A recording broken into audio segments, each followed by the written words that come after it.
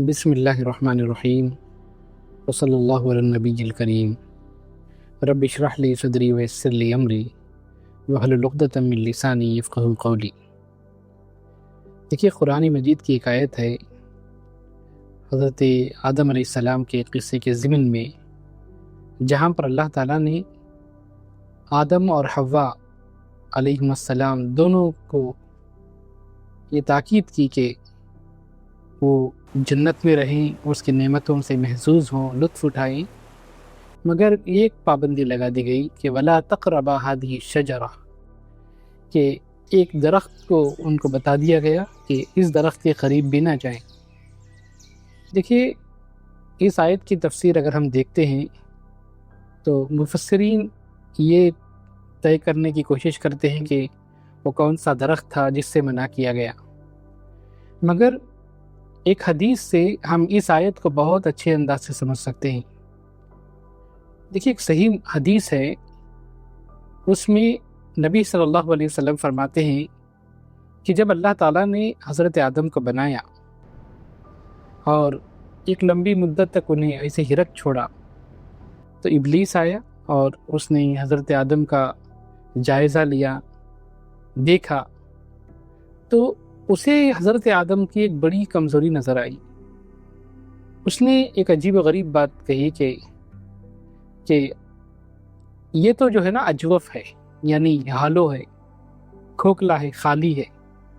اور پھر دوسری بات اس نے کہی کہ خلق خلقا لا یتمالک، کہ خدا نے ایک ایسی مخلوق بنا دی ہے جس کے اندر سیلف کنٹرول نہیں ہے،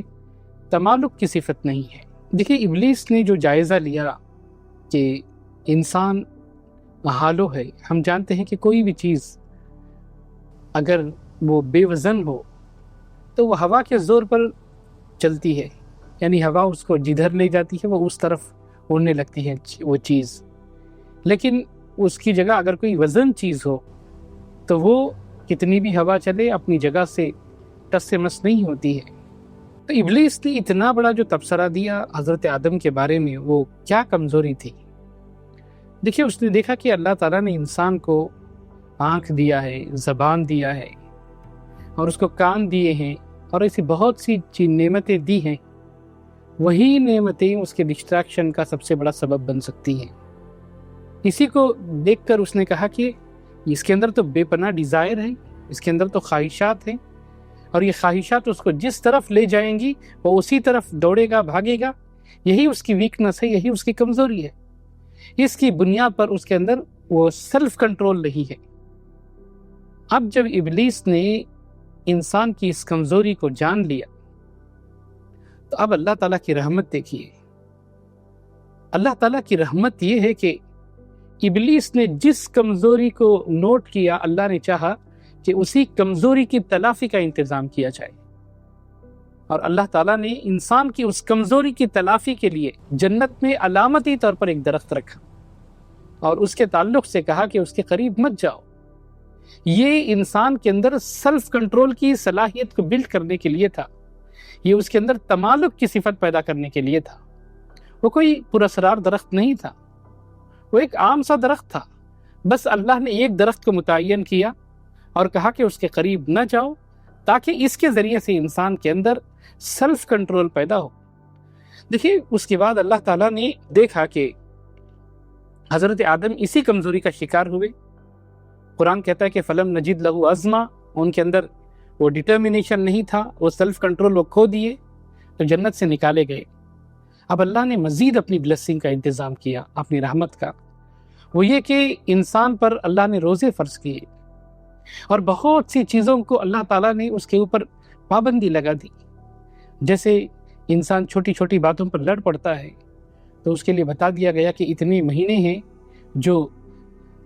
یہ حرم والے، حرمت والے مہینے ہیں، ان مہینوں میں لڑائی مت کرو، تاکہ اس کے اندر اس کے خواہشات پر بھی روزے کے ذریعے سے اس کی خواہشات پر اس کو کنٹرول کرنا سکھایا جائے، اس کے ڈیزائر پر وہ کیسے کنٹرول کرے وہ سکھایا جائے۔ اور دوسرا، اس قسم کی چیزیں اللہ تعالیٰ نے متعین کر کے کہ وہ ان حرمت والے مہینوں میں قتال نہ کرے، اس کے اندر جو غصہ ہے، جو وہ